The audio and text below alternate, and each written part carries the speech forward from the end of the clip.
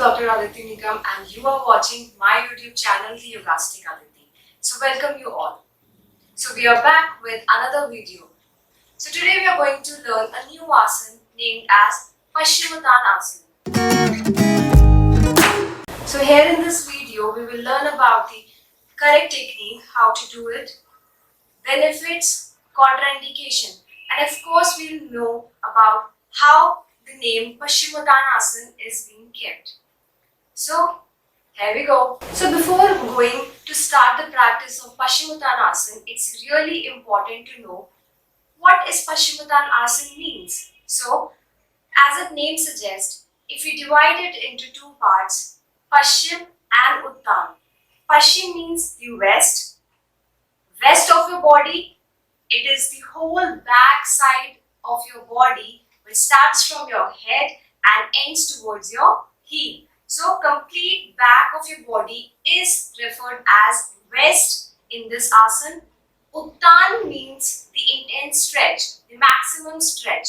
And last, asana, which is known as a posture, and here we are doing it in a seated posture. So if we collaborate all these three different words which define Paschimottanasana as an intense stretch in a seated posture of whole of your back of the body is known as Paschimottanasana. So let's get started. First of all, sit comfortably on the mat, your legs forwards outstretched, your back and neck straight, hands beside the body.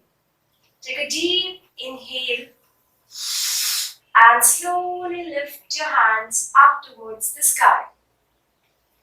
Complete inhale and slowly exhale. You need to bend forward, try to touch your toes. But the technique in bending forward is really important. When you're stretched up, you need to go down with complete stretch. You cannot bend your body. So make sure your body is stretched and then you're going down. So for example, I'll tell you the faulty posture first.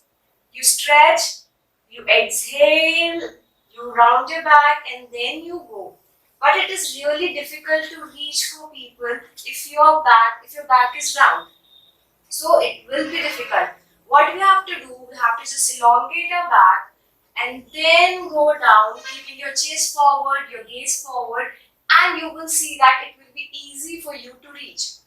If it is again difficult, you can use the help of a towel, just place it around and stretch your body and go.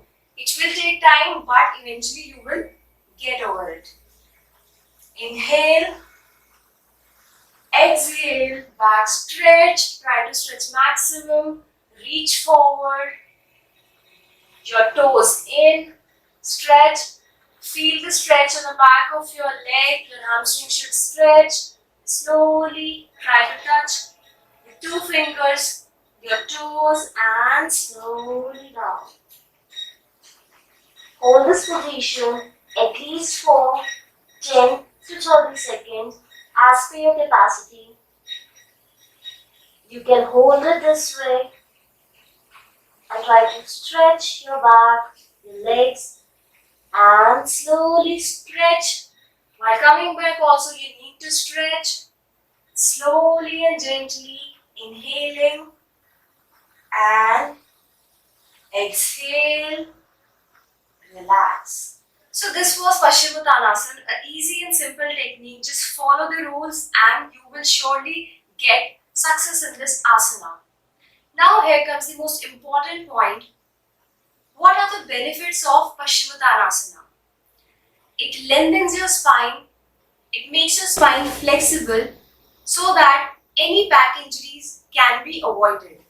Most important, when you bend your body down towards your legs, your all abdominal organs such as liver, spleen, uterus, ovaries all get toned and have a good massage.